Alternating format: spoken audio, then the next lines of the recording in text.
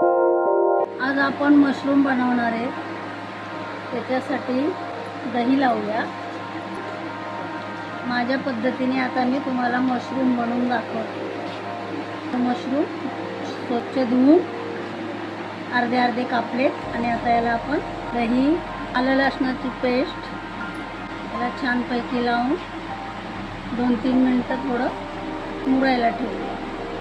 आता आपण याच्यात खडे मसाले ठेवूया। कांदा,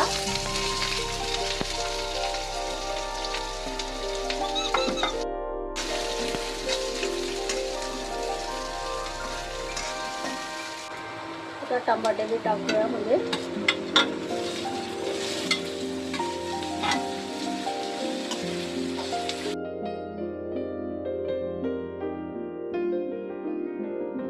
हे सगळे मसाले आपण एकत्र केले। त्याच्यात थोडं पाणी टाकूया आपण।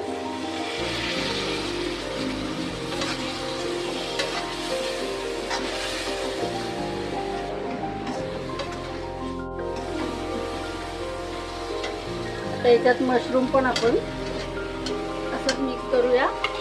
थोडं पाणी सोडूया।